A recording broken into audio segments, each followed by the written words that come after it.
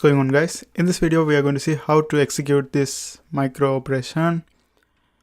Here we are looking at the topic of register transfers and micro operations. Now let's go ahead and see how to do this. First I put R3 and R4.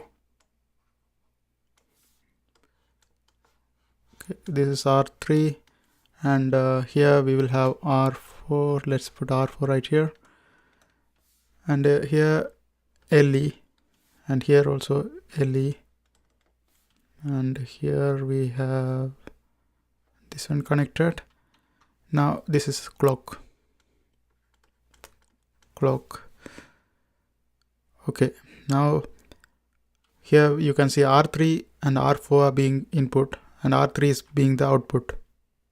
Okay, so to do that we are going to connect this one right here.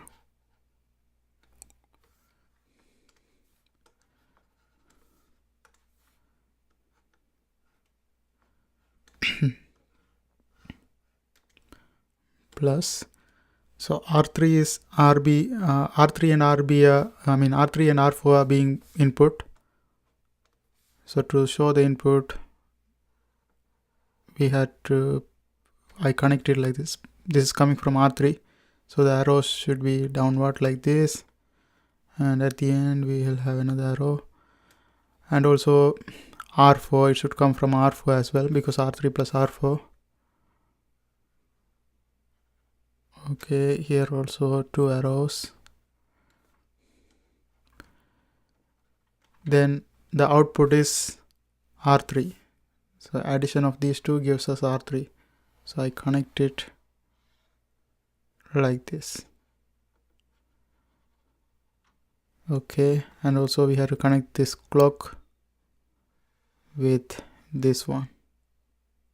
And that's it. And also we will have an arrow right here, and that's how we implement this micro operation, execute this micro operation.